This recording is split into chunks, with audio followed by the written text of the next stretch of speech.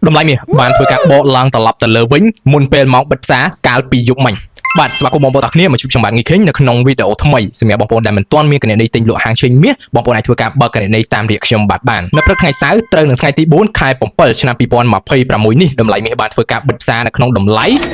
$5030នៅក្នុងមួយតម្លឹងឬក៏ស្មើនឹង$4175នៅក្នុងមួយអោនគូបញ្ជាក់ប្រាប់បងប្អូនទាំងគ្នាដែរថាកាលពីយប់មិញក៏ដោយសារតែមាន Bank Holiday ដូច្នេះហើយតម្លៃមាសបានធ្វើការបិទផ្សារមុនម៉ោងកំណត់ដោយសពមួយដងជាទូទៅតម្លៃមាសធ្វើការបិទផ្សារវេលាម៉ោង5ព្រឹកថ្ងៃសៅរ៍ប៉ុន្តែដោយសារតែយប់មិញមាន Bank Holiday ដូច្នេះហើយតម្លៃមាសធ្វើការបិទផ្សារត្រឹមតែវេលាម៉ោង12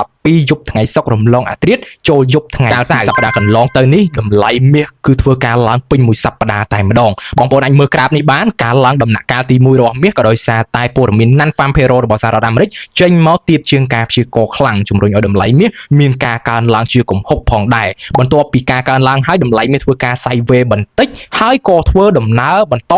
ការកើនឡើងជាបន្តទៀតបន្ទាប់មកក៏មានការធ្លាក់ចុះជា retracement បន្តិចហើយធ្វើការ sideways ការ sideways នេះដែរតម្លៃមាសក៏បានងើបឡើងបន្តិចមុនពេលម៉ោងបិទផ្សារមកដល់ប៉ុន្តែតម្លៃមាសមិនបានឡើងទៅបំបែកការ sideways កាលពីថ្ងៃសុក្រនោះទេគឺនៅក្នុងចន្លោះឬក៏នៅក្នុងរង្វង់ការ sideways កាលពីថ្ងៃសុក្រហើយក៏ម៉ោងបិទផ្សារចូលមកដល់សម្រាប់ថ្ងៃសៅរ៍នេះផងដែរដូចជាមិនទាន់មានព័ត៌មានណាមួយដែលថាឲ្យប៉ះពាល់ដល់តម្លៃមាសធ្វើឲ្យតម្លៃមាសមានការបន្តកើនឡើងឬក៏ធ្លាក់ចុះទេប៉ុន្តែតម្លៃមាសនៅតែដើរតាមទិន្នន័យសេដ្ឋកិច្ចរបស់សហរដ្ឋអាមេរិកដែលបានចេញកន្លងមកគឺ Non-Farm Payroll សម្រាប់មតិយោបល់របស់បងប្អូនទាំងគ្នាវិញថាតើតម្លៃមាសអាចនឹងបន្ត